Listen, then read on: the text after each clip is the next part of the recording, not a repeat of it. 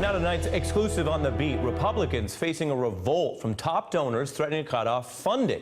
My exclusive guest is Dan Eberhard, who says he'll pull his support if Republicans don't get their act together.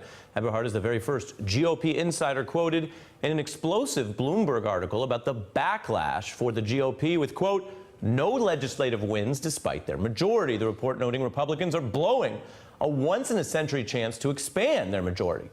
Where will disaffected donors go? Well, most aren't interested in Democrats, but Steve Bannon is now recruiting funders to back candidates to challenge incumbent Republicans, a headache for McConnell and Paul Ryan as Bannon wages an assault on the Republican establishment. Now, according to federal records, finance and oil executive Dan Eberhard has donated more than $160,000 to Republicans since 2012, and now he says he is sick of Republican leaders squandering this moment.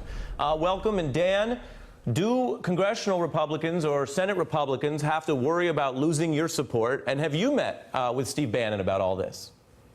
Good evening, Ari. Thank you for having me. I mean, I think the answer to that question is yes.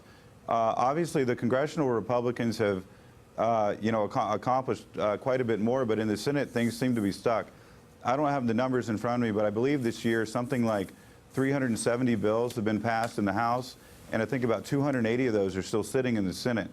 Obviously, the most notable of those is Obamacare or some kind of repeal and replace or quantifiable, fix to Obamacare, which I think has been a disaster. But there's also many more bills that have received less headlines. You think Mitch McConnell is bad at his job?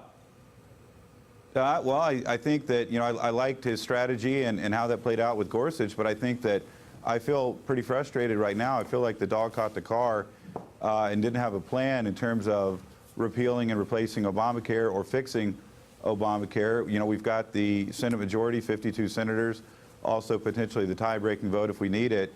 And Mitch McConnell doesn't seem to be able to get the caucus to walk in the right line. For me, I feel like the Obamacare repeal and replace mantra has been something that the Republicans have told donors, they've told voters so many times over the years that they've elevated it to where it's core to the brand. And I think that the failure to get something done in Washington now that they have both houses and the executive branch, it's just a travesty. Right. I mean, you're a business guy.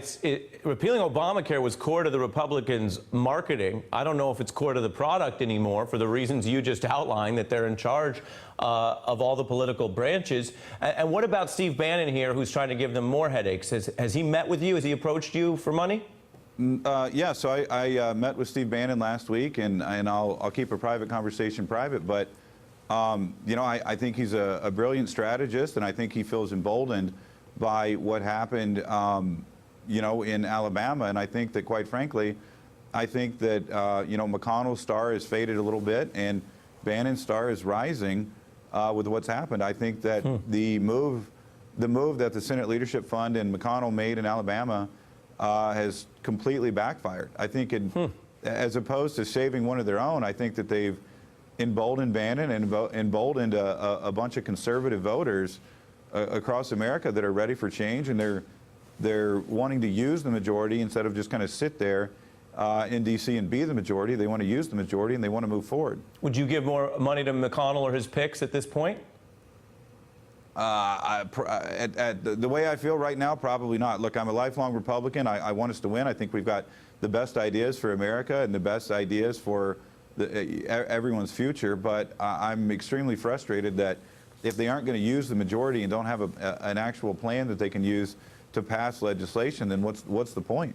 Mr. Eberhard, we talk a lot about the politics there and the GOP civil war, and also the folks on the inside doing the meetings and moving the money around, which is a part of our politics. Very interesting to get some of your perspective. Thanks for being on the beat. Thank you for having me. Hey there, I'm Chris Hayes from MSNBC. Thanks for watching MSNBC on YouTube. If you want to keep up to date with the videos we're putting out, you can click subscribe just below me, or click over on this list to see lots of other great videos.